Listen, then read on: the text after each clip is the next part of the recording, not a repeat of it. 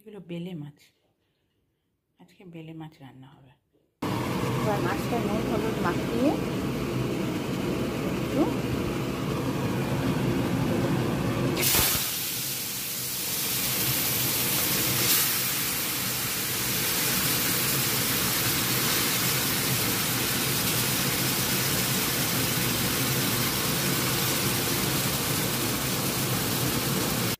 মাছগুলো ভাজা হয়ে গেছে।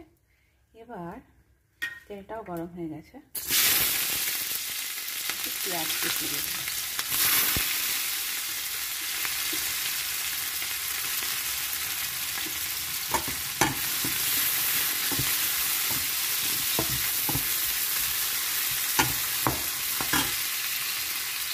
পেঁয়াজটা ভাজা ভাজা হয়ে গেছে।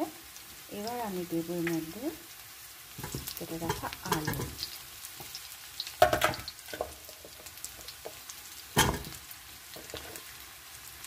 দেবো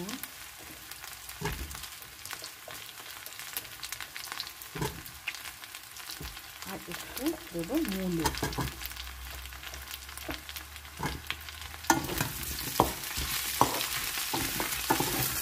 এটা এবার ভালো করে কষতে হবে। এর মধ্যে দিয়ে দেবো একটু হলুদ গুঁড়ো আর দেবো একটু নুন।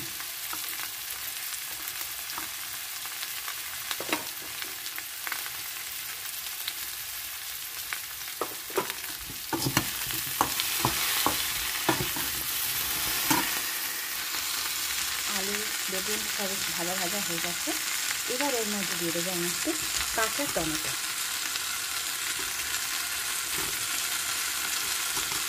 আর দেবো আদা রসুনটা আমি গ্রেট করে নিয়েছিলাম, এটা দিয়ে দেবো।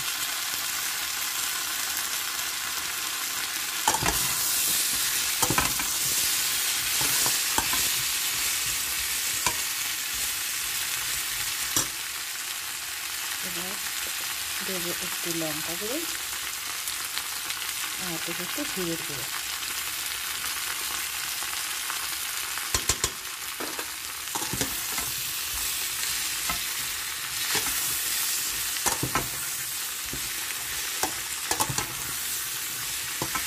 এবার ভালো করে মিক্স করতে হবে।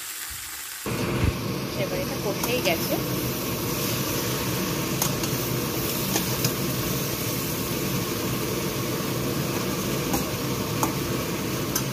এবার এর মধ্যে দিয়ে দেবো একটু উষ্ণ গরম জল। গরম জল দিলে যে কোনো রান্নায় খেতে বেশ ভালোই লাগে। তবে একটু আওয়াজ হচ্ছে, আমার চিমনিটা অন আছে তাই।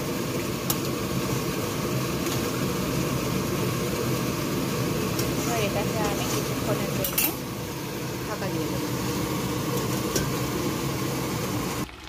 জলটা টেনে এসছে। এরপর এর মধ্যে আমি মাছগুলো দিয়ে দেবো, সঙ্গে একটা কাঁচা লঙ্কা।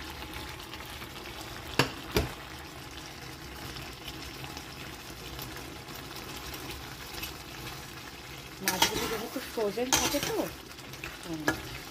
মানে একদম ভেঙে যায়, এটাকে বেশি নাড়া যাবে না। ব্যাস, এটা তৈরি হয়েই গেছে। কেমন সুন্দর মিশে গেছে, জলটাও টেনে গেছে। এটা খেতে খুব ভালো লাগে। আপনারা চাইলে নামানোর আগে একটু ধনে পাতা কুচি দিতে পারেন, আমি আর দিলাম না। তৈরি হয়ে গেছে আমার বেলে মাছের চচ্চড়ি, আলু বেগুন মূলো দিয়ে। ট্রাই করে দেখতেন পারে কেমন হয়েছে একবার।